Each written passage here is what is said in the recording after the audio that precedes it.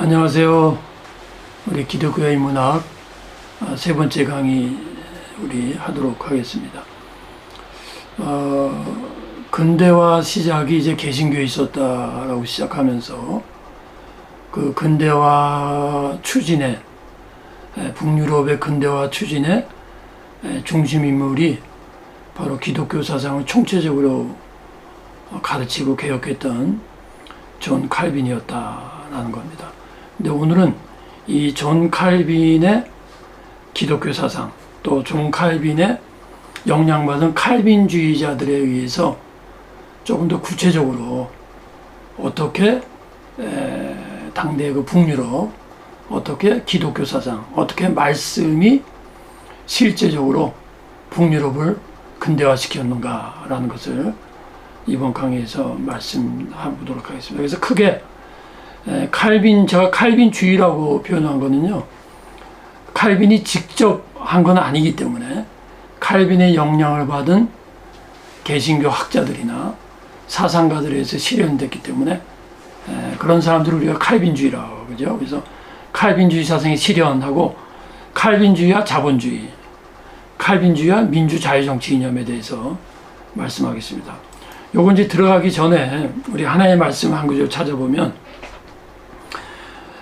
여호와께서 나라들의 계획을 폐하시며 민족들의 사상은 무효하시도다. 여호와의 계획은 영원히 서고 그의 생각은 대대로 이르로다. 여러분 이 말씀을요 조금 깊게 묵상하면 이게 굉장한 말씀입니다. 자, 간단하게 설명하고 들어갈게요. 여기 민족들의 사상을 무효하게 한다. 여기서 민족들의 사상을 무효한다는 다른 번역에 보면 민족들의 사상은 없애버린다, 소멸시킨다라는 의미예요. 그러면 왜 민족들의 사상을 소멸할까요? 여기서 말하는 민족들의 사상이 뭐겠습니까? 무신론적인 거죠. 인본주의적인 사상이죠. 왜? 그것은 자, 하나님의 말씀에 어긋나는 거는요, 하나님의 원리는 보편적 원리예요. 예를 들면 제가 지금 목이 말라요. 목이 말랐는데 과자 좀 줘 그래요. 그럼 과자 먹으면 목이 마른 게 없어집니까? 아니요. 왜? 생체적 원리에 안 맞는 거예요. 근데 목이 말라 그러면 물 좀 주세요. 물 진짜로. 목이 마른 게 아니라 제가 목이 좀 가끔 갈라져요. 그래서 목이 말라요. 그러면 제가 지금 물을 이렇게 마시죠. 두 번째 강의에서도 말씀드렸지만 이것은 우리의 신체적 원리예요. 그럼 물을 마셔도 콜라 일시적으로 충족이 돼요. 바닷물 죽어요. 자, 민족들의 그러다 밑에 거 보세요. 이게 대조시킵니다. 제가 나중에 원리 설교 때 또 한 번 말하겠지만 그의 생각은 대대이르로다. 이것은 영어로 보면 his thought, 그의 하나님의 생각, 하나님의 사상, 그러니까 말씀의 사상이죠. 그건 대대로 이르로다. 이 개혁 NIV에 보면 제너레이션 투 제너레이션 그래요. 그게 무슨 말이냐면 하나님의 생각은 원리이기 때문에, 다르게 표현하면 하나님의 사상은 세상의 모든 원리를 만든 것의 근본이에요. 그러니까 하나님의 사상에 의해서 신체적으로 하나님께서 우리를 어떻게 만드셨어요? 물을 마셔야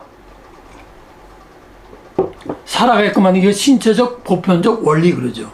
그러니까 하나님의 사상은 대대른다는 게 뭐냐면 제너레이션 투 제너레이션, 영원성이에요.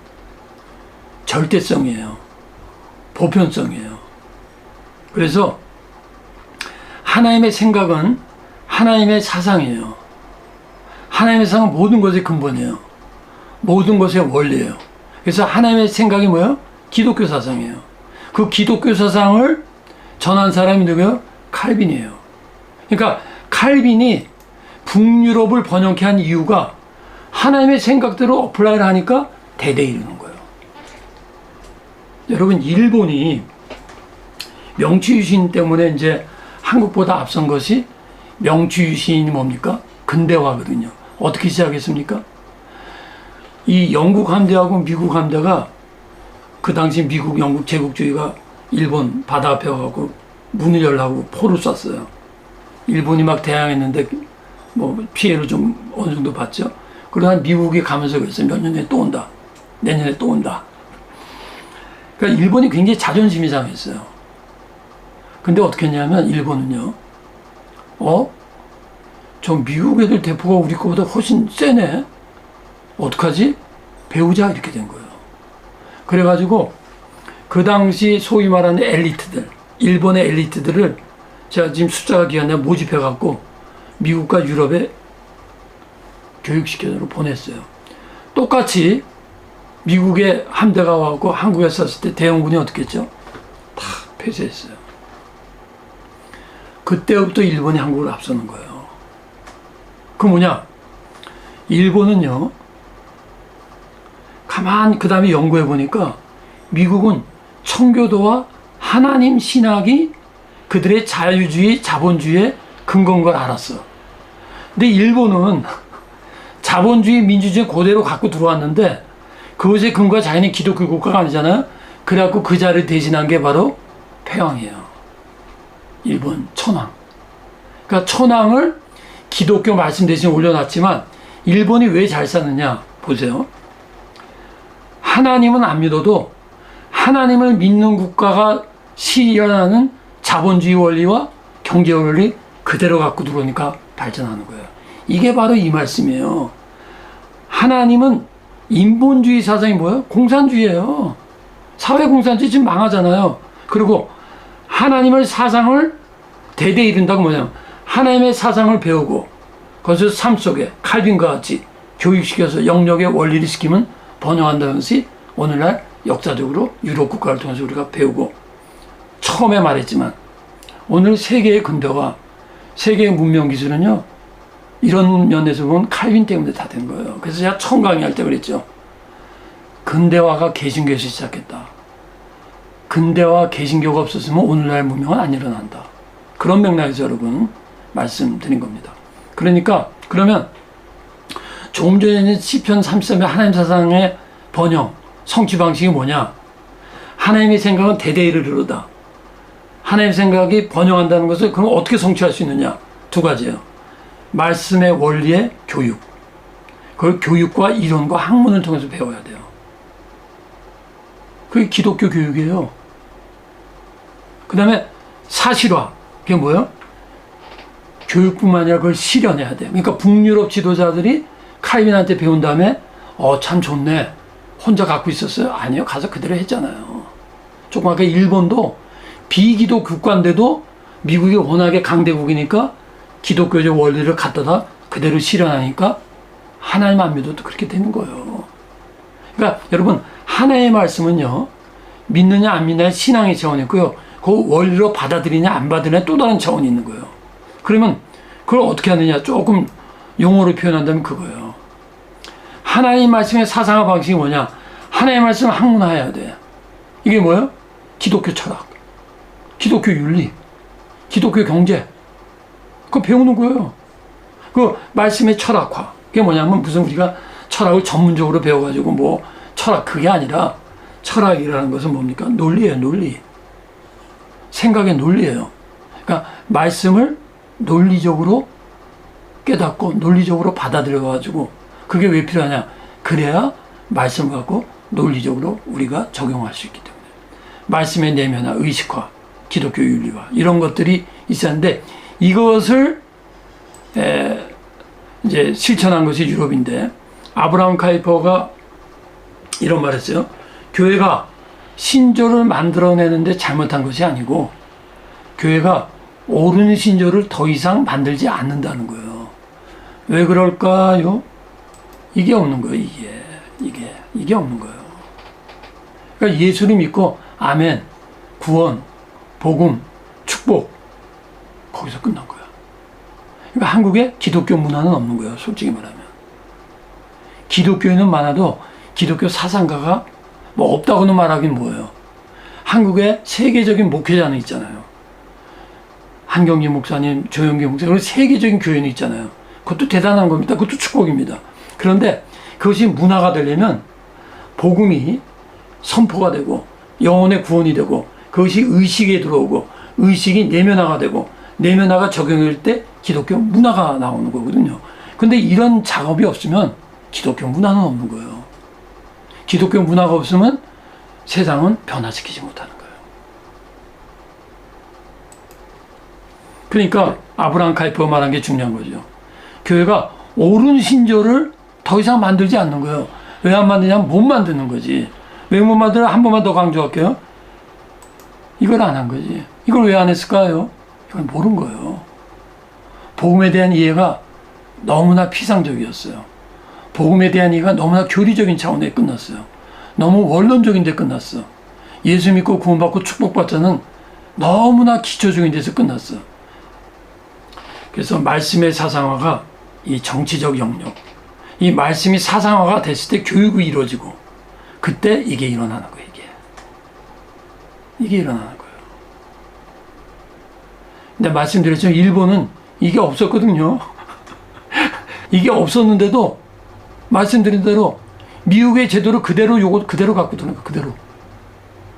놀라운 거는요. 우리 좀 부끄럽죠. 일본 사람들 솔직히 사회적인 의식, 공중질서가 한국보다 위입니다. 그거 인정해야 돼요. 한국 기독교인이 그렇게 많죠. 이게 뭐예요? 이제 구체적으로 조금 들어가는 거예요. 처음에 말씀드린 거 기억나시죠? 칼빈주의 사상에 있어서 경제 원리, 칼빈주의 사상에 있어서 자본주의, 칼빈주의 사상에 있어서 정치 이념, 그 두 가지를 실현한 거를 간단하게 우리. 그래서 이 국부론을 쓴 아담 스미스가 칼빈이 직제자는 아닐 거예요. 저도 그건 확실치 않고. 칼빈주의, 그래서 칼빈주의라고 한 거예요. 칼빈의 사상의 영향을 받고 그 사상을 따르고, 그 다음에 이런 거예요. 칼빈이 말씀에 근거해서 어떤 그런 걸 가르치면 이런 사람들은 어떻게 돼요? 그걸 갖다가 자기 영역에서 더 연구를 하는 거지. 그러니까 이 사람 스미스는 개신교인이고 칼빈주의 사상의 영향을 받았어. 그러면 경제학자로서 이런 생각을 했을 거예요. 칼빈 사상 그대로 써야겠다. 그런 생각 안 했을 거예요. 이미 그의 무의식 속에는 하나님의 진리가 기독교 사상이 옳다는 게 의식과 무의식 속에 있어요. 근데 이 사람은 기독교 학자로서, 경제학자로서 국부론을 쓰는 거예요. 거기 스며들어가는 거지. 학문적으로 체계화시키는 거야. 이렇게 일어나는 거죠. 그래서 요거요. 국부론의 사상적 배경이잖아요. 여러분 모든 사상은요. 보십시오. 철학도 그렇고 모든 사상은요. 개인의 독창적인 사상 이런 말도 하고 개인의 천재적인 사상 이런 말도 하죠.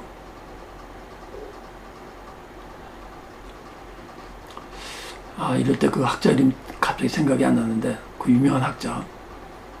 생각 안 날 때 그냥 지나가야죠. 그분이 이런 말 했어요.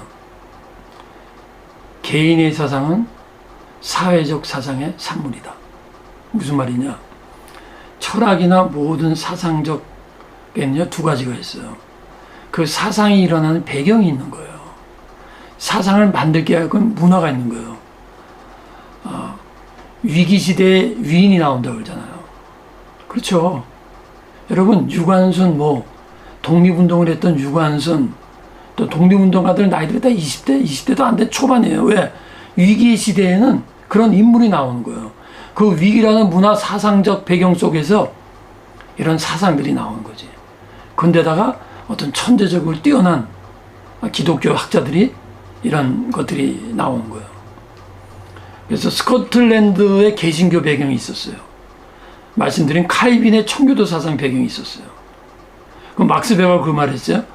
이 국부론 같은 자본주의적 사상이 중국이나 이슬람권이 하는 개신적 국가에서 자본주의가 탄생했다는 게 굉장히 의미심장한 말이거든요. 굉장히 의미심장한 말입니다. 이 말이 제가 처음에 말씀드린 대로 근대 문명은 개신교가 아니면 안 일어난다는 거예요. 왜 그런 거냐면 개신교에서 종교개혁이 일어나고 말씀의 근본과 말씀의 원리를 아니까 그 말씀의 원리에 의한 경제의 원리가 연결이 되는 거예요. 그러니까 개신교가 안 일어나면 말씀의 본질과 말씀의 근본적인 사상을 그게 일깨우지 못하기 때문에 그게 없으면 말씀이 일반적인 삶의 경제나 정치나 교육에 이론적인 제공을 못 해주는 거죠. 그럼 근대화가 안 일어나는 거예요. 그게 조금 전에 말씀드린 대로 민족들의 인본주의 사상은 망하고요. 하나님 사상은, 생각은 대대 이루는 거예요. 대대 이룬다는 게 단순히 연결된다는 게 아니라 번영한다는 거예요. 너희들이 번성하라, 충만하라. 그 번성이라는 거 꼭 우리가 자녀를 낳고 뭐 물리적으로만 말하는 게 아니에요. 처음에 말씀드린 대로 자녀, 물리도 다 근본은 사상이에요. 결국 똑같은 말을 반복하는 거예요. 뭐예요? 하나님 말씀, 내 말씀의 사상, 사상, 말씀의 원리, 원리, 적용, 적용이 필요한 학자, 그걸 위해서 학자를 만들어야 되고, 그걸 위해서 우리가 공부시켜야 되고, 그걸 위해서 제가 이런 동영상, 유튜브 만들고. 맞습니다. 네. 그래서 잠깐 말씀드렸지만 자본주의 경제이론의 기초를 나왔어요.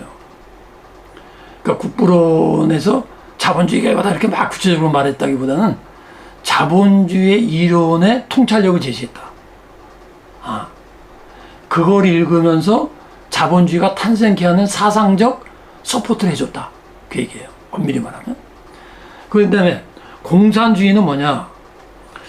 이전에 그 동부 유럽 공산주의 망했을 때 한국의 유명한 목사님이 동부 유럽권을 방문을 했는데 이분이 발견한 게 있어요. 공산주의가 망할 수밖에 없는 이유 몇 가지로 하는데, 첫째는 모든 공산주의 국가의 상태를 보면 자연이나 모든 것이 다 그냥 있는 상태래요. 발전이 안 된다는 거예요. 그리고 또 둘째는 사람들이, 일하는 노동자들이 거의 다 게으르다는 거예요. 왜? 동기부여를 안 줘요. 좀 이따 말씀드리겠지만, 여러분, 사람은 남을 누르고 일어나는 경쟁이 아니라 윈윈의 경쟁이 있어야 돼요. 그래서 하나님이 조금 이따 말하는 로크가 말하겠지만, 하나님이 우리에게 줄 적에는 경쟁에서 싸우라가 아니라 인간은요, 서로 남을 누르지 않지만 서로 선의의 경쟁을 하게끔 만들었어요. 다르게 표현하면 동기부여가 생겨나야 돼. 자본주의는 뭐예요? 내가 10개 심어갖고 100개를 얻으면 내가 세금 빼고 나머지 필요한 거 빼고 나에게 이익이 되는 거야. 그럼 어떻게 돼요? 더 일하고 싶은 거예요. 여러분, 제가 미국에서 한 45년 정도 살다가 왔습니다. 그래서 저는 이렇게 멀쩡하게 한국 사람이고 생기면은 한국말도 멀쩡하게 잘하죠. 그렇지만 저는 외국에서 교육을 많이 받았어요. 뭐 이건 자랑이 아니라 자랑할 것도 없고요. 다 장단점인데, 제가 말씀드리고 싶은 게 뭐냐면, 미국에서 살면요, 미국에는 식당을 가면 꼭 팁을 넣습니다. 팁. 너무 많아서 문제지. 10%에서 15%를 놔야 돼요. 그래서 요새 같은 경우 가서 서너 명이 모으면 최소한 100불이 나와요. 그러면 115불에서 120불을 내야 돼. 그런데요, 제가 영국에서도 공부했어요. 근데 영국은 자본주의 사회인데도 사회주의가 섞였어요. 그러니까 그 영국의 식당은요, 팁이 없어요. 내가 지금 무슨 말씀 드린 줄 아세요? 영국이나 한국 같은데 팁이 없는 그 종업원들은요, 그렇게 친절하지 않아요. 그냥 기본적으로 해요. 근데 미국은 어떡한 줄 아세요? 얼마나 친절한 줄 아세요? 커피 끝나자마자 또 막 떨어져. 다 마시지도 않지 또 왜 그런 줄 아세요? 팁도 받으려고 한 거야. 그거 좋은 거예요. 제가 목회하면서 새벽기도 끝나고 토요일 날 되면 옆에 콜롬비아 식당이 있는데, 정말 지금도 가고 싶어요. 근데 콜롬비아 식당 가면 저는요, 20%에서 25%를 꼭 줘요. 근데 그게 손해가 아니에요. 교인 그것도 한 20명 정도 가거든요. 어느 날 보니까 그 돼지고기 튀김이 그렇게 맛있어요. 실제요. 우리가 그때 20% 시켰다. 그러면 이만한 게 5조각 나는데 어느 날 6조각 줘요. 뭐냐요? 이 사람들이 기독교인들이야. 이 사람들이 팁을 잘 줘. 상냥해. 깨끗해. 이 사람들도 처음에 팁 줘서 좋아만 했는데, 우리 이러면 안 되겠네. 자기들도 더 줘. 이게 윈윈하는 거예요. 근데 공산주의는 그런 거 안 일어나요. 여러분, 사람 사는데 경제가 굉장히 중요합니다. 엄밀히 경제적 독립이 없으면요, 신앙 독립도 어려워요. 이 경제, 물질, 왜? 인간 자체가 영혼, 물질, 정신 세 구조는 이게 삼각구조이기 때문에 네, 굉장히 중요한 거예요. 그러니까 경제 부흥이 일어나면 다른 것도 같이 부흥해요. 스포츠도 보세요. 가난한 국가가 스포츠 잘하는 나라 드물어요. 왜? 경제가 없으면 다른 거 서포트 할 수가 없어. 이젠 스포츠도 교육, 체계적인 교육, 감독, 이게 다 들어가야 되잖아요. 하나님이 북유럽을 경제적으로 부강시킨 이유가 하나님의 원리에 다 들어가 있는 겁니다. 그게. 그래서 자본주의는 자꾸 발전해요. 물론 자본주의가 제가 100% 옳다 그러는 건 아니에요. 거기도 약점이 있어요. 개선할 거 있어요. 그러나 인간은, 제가 신학교에서 교육을 받는데 이런 말을 하더라고. 딱 들어갔는데 신학 교수가 칠판에다가 어떻게 쓰냐면 I'm capitalist. 자기는 자본주의자다. Why? Because 모든 인간은 죄인이다. 아, 그거 기가 막힌 말이에요. 인간은 죄인이기 때문에 인간의 모든 제도는 퍼펙트하지 않습니다. 그러나 여러분, 제가 이제까지 말한 게 기독교 사상에 근거한 어떤 제도나 이론이 퍼펙트하다는 의미가 아니에요. 그나마 인간이 만든 것 중에서 제일 better, best라는 의미지 성경과 같다는 의미는 아닙니다. 그건 오해하지 마시고. 그래서 자본주의도 약점이 있고 자본주의도 다 문제가 있어요. 그러나 공산사회주의보다는 much better. 공산주의는 인간성을 죽이는 거예요. 공산주의에 자유로운 게 있습니까? 학문의 자유가 있나요? 사상의 자유가 있나요? 언론의 자유가 있나요? 표현의 자유가 있나요? 자본주의의 근본은요, 인간의 자율성, 인간의 본성을 아는 거예요. 그러니까 이게 원리라는 거예요. 그래서 아담 스미스는 경제 이론을 말하면서 인간의 본성을 아는 거예요. 이게 기가 막힌 거예요.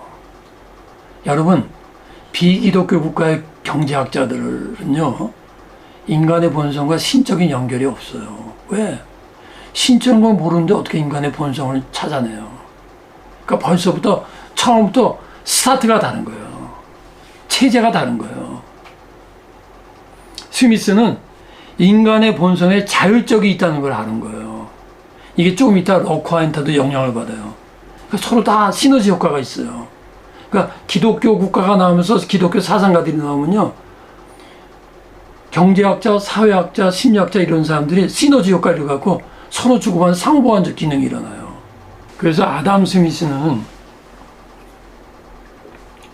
어떠한 그 국부론을 경제적에 관한 글을 썼지만 그 경제를 단순히 경제로 끝나지 않고 경제적인 그 물질적인 것이 인간의 본성과 직결된다는 것을 알고, 또 경제 자유화를 위해서는 인간의 어떤 본성을 잘 이해했다, 이렇게 우리가 볼 수 있습니다. 그래서 경제 규제 당시를 말하는 거겠죠. 제가 뭐 이거 구체적으로 잘 모르지만 경제 규제 철폐와 경제 자유화를 주장했다라고 하는 것이 이런 맥락에서 이런 것을 했을 것이다. 그리고 조금 전에 말한 잔 너크는 누구냐면요, 이분은 조금 더 포괄적으로 하나님이 주신 인간의 권리를 말합니다. 그걸 자연권이라고 그래요.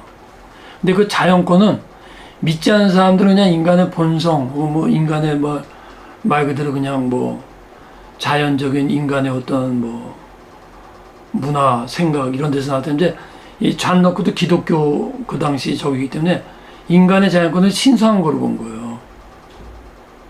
그래서 나중에 나오지만 미국이란 나라 오늘날 모두 자유민주 국가의 4가지 공통점이 뭐죠? 조금 전에 말씀드린 게 뭐죠? 언론 표현의 자유, 종교의 자유,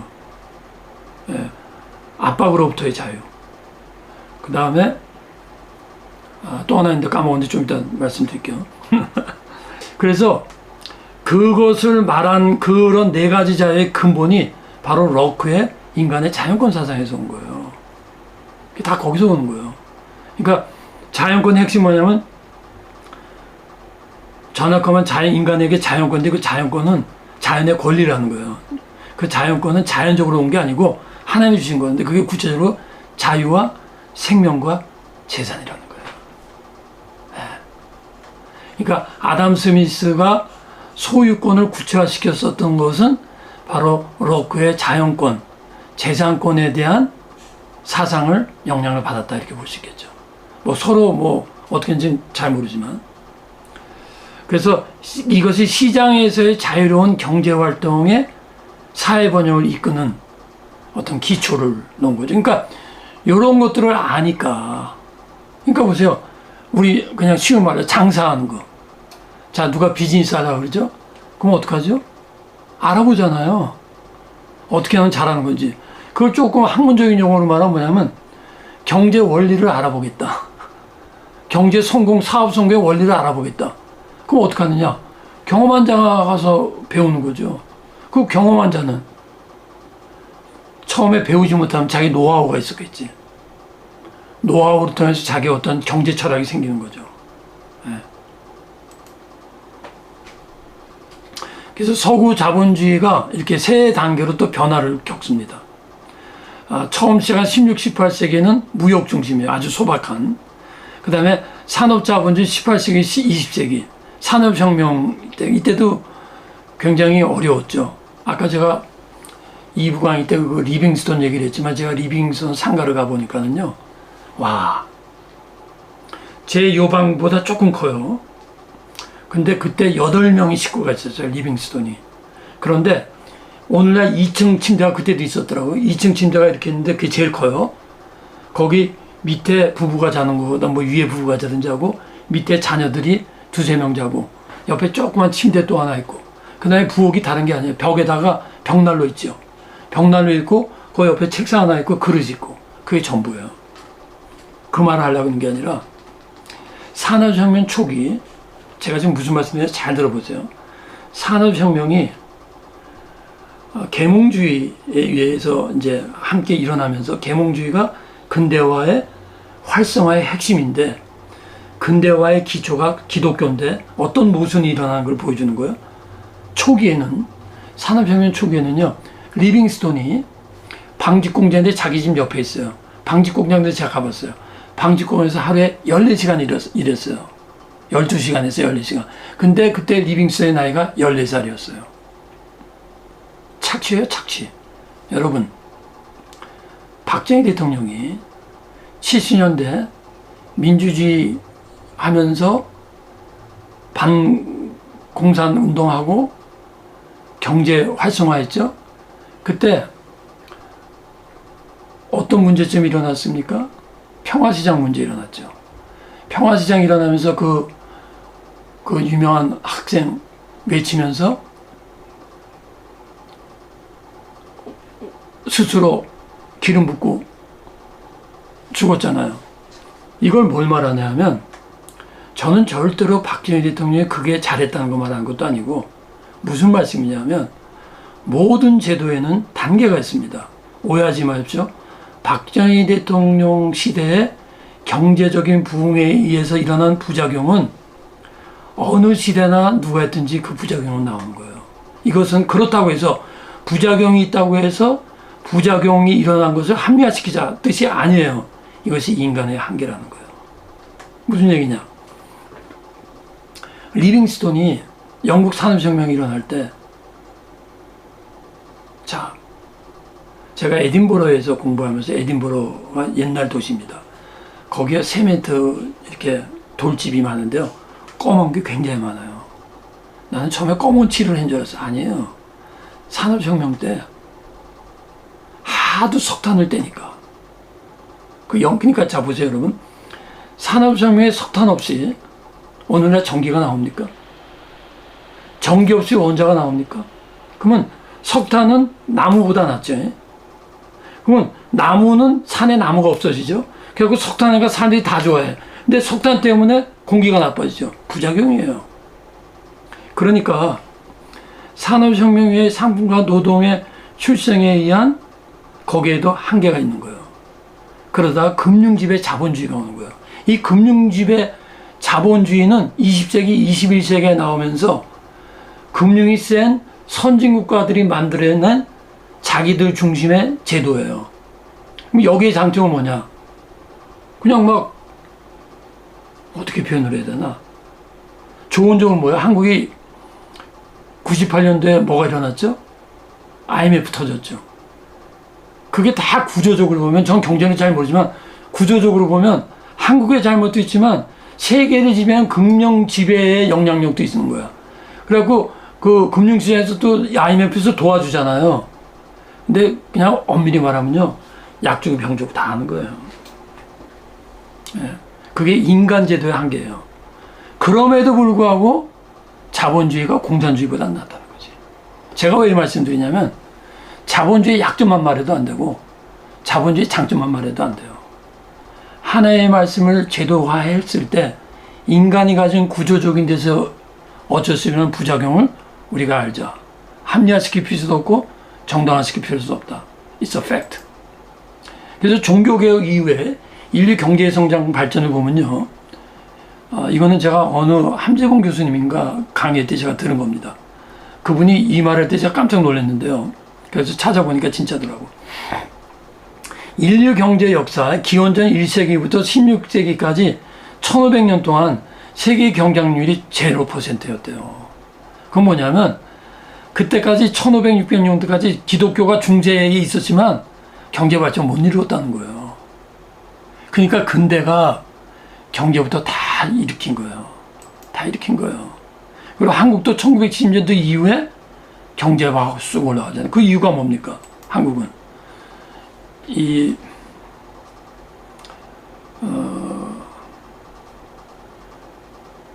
이전에 제가 말씀드린 것 같은데, 이 선교사들이 들어와서 선교를 하면서 이거 평민들의 게으름과 도박과 마약으로 찌들어 있던 걸 다 바꿨죠.